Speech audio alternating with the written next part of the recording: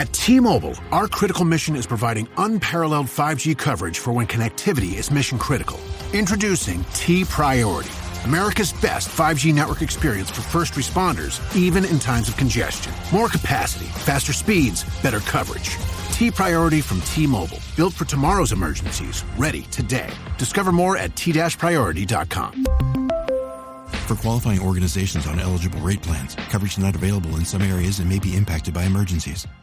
Hi, and welcome to the 10-Minute Food Truck Training Podcast. My name is Bill Moore. I am a food truck business trainer, author of Food Truck 101, Beginner to Winner, and the forthcoming book, Food Truck 201. This podcast is all about helping you start and grow your food truck business. Today, I'm going to talk about common excuses. Excuses are a dime a dozen. One person's challenge to overcome is another person's reason to quit. I have talked a lot about food vendors over the years and about why they or other people quit. While the details will be slightly different, they always fell into a few main categories. So I'm going to list the top 5 reasons I've heard over the years of why people quit out of frustration and how you can avoid quitting in general. Out of all the people I've talked to, about 26% admitted they didn't like or even understand all the rules and regulations they have to deal with. They decided the rewards of owning a business were not worth the hassles of learning about the permits and the certifications and the licenses. Well, I can tell you this, rules are always changing.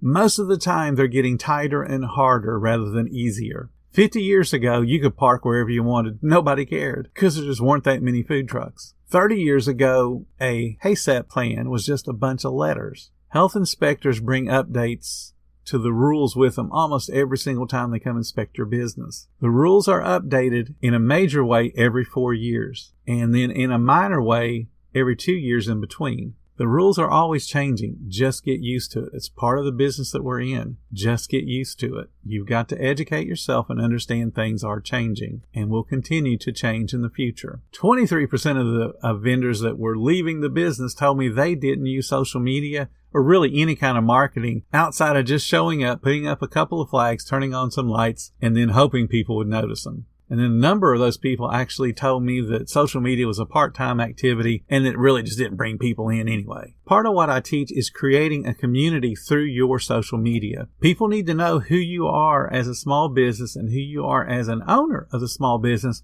before they'll ever become a raving fan. The easiest way to show people who you are as an owner and as a business is to be on social media. It's easy. If you're not spending a minimum of 30 minutes a day on social media, promoting your business, answering comments, liking reviews and talking about those reviews and thanking people for giving you a review, or just engaging or sharing in posts that are about your town or your area, then you're just not trying. Focus on social media and learn about ad placement on Facebook at the very least. 19% of vendors told me that they had too many complaints about slow service, and they got frustrated because they couldn't get any faster. I have heard stories of hour-long waits, refunding way too much money because they were too slow to get the food out in the first place. They lost tickets, wrong food got to the wrong person. They didn't understand organizing their service flow. Now, service is one of the key pillars of our business. As much time as we spend on building the recipes, we should spend at least that much time on the process and procedures that lead to us being able to hustle in our service. The planning stages are so important when it comes to workflow and getting the food into the hands of the guests because that's our job. They order food, we cook it, we give it to them.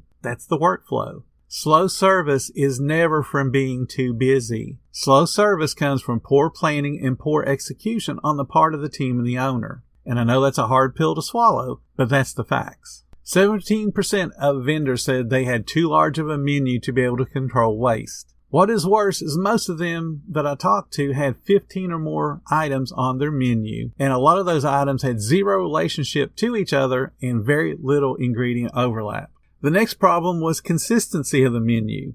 Many folks never had the same menu from one outing to the next. This kind of rotating menu takes time for your guests to learn to trust your cooking ability and your flavors. Creativity in cooking a different daily menu is really kind of like mom's cooking at home. You just never know what you're going to get. Sometimes it's really good, sometimes it's not. Food service should not be a gamble for the guests. And of course, controlling food costs becomes near impossible when you don't have a plan for your menu.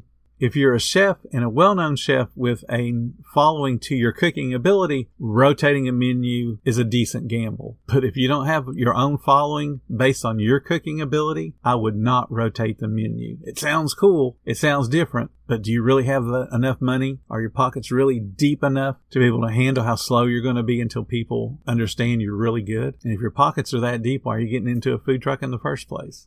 15% of failing vendors told me the amount of profit that they made was not equal to the effort they felt like they were putting in. Often they had to put in personal money just to keep the business afloat. After a little bit of conversation, most of them actually would admit that they had no routine, they had no marketing plan, they just kind of winged it, did whatever they want. They had irregular hours, they closed, 1 o'clock some days, 3 o'clock another day. They closed whenever they ran out of food. They get mad because they didn't run out of food. They really were just part-timing the business. And the food truck business was just them really just crossing their fingers and then hoping that somebody would come give them some big, easy catering event. The problem with big events or catering is not going to help somebody. Because you know what happens? And I see this so many times when somebody is struggling to handle an hour-to-an-hour basis, handling 20 or 30 guests, and they have an opportunity for a catering of 500 or 1,000 people. How do you get good to handle a 500-person event, a 500-person catering, if you only handle 20 or 30 people an hour? In an influx of large numbers of hungry guests, they're just going to be disappointed. The people that are not making the kind of money they expect are also not putting in the effort to handle the service, to handle the marketing. Making money on a food truck takes effort. It takes daily, consistent effort. Recognize what you are is a small business and you have to fight every day to bring people to your small business. Why do you think McDonald's, which is a billion-dollar corporation, runs ads all day long on TV? They run ads on radio. They have print ads or on the internet. Why do you think they do that? Do you really think there's people in the U.S. that have never heard of McDonald's? They run ads to stay top of mind when people go, hey, I'm hungry. And if the most recent thing they heard was a McDonald's ad, they might head over to McDonald's. So effort on your food truck takes marketing. You can't just show up and hope. You have to put the work in. You've got to do the same thing as McDonald's to remind people that you exist, to remind people that your food is awesome, and to remind people that you have the best service in town. And when you fall short on those, you're going to be one of the sad statistics that I just shared with you guys. And I don't want to hear those stories. I want you guys to be successful, but you got to understand it takes work. And that's what we're here to do on the Facebook group. That's what I do in my coaching. I want you guys to be successful, but you guys have to put in the work. I can show you the path, but you got to walk it. Thank you guys so much for listening to the 10-Minute Food Truck Training Podcast. If you're finding all the information useful to your food truck business, please become a supporter of the podcast. Just hit the support button or follow the link in the description. Every little bit does help keep us going. Join our Facebook group. It's called Food Truck Training. We have a whole bunch of awesome members at all different levels, from brand new beginners to decades-old veterans. They all have your back when it comes to helping you with your food truck. And again, thank you for listening. Come back tomorrow because I got plenty more to say when it comes to helping you and your food truck business grow.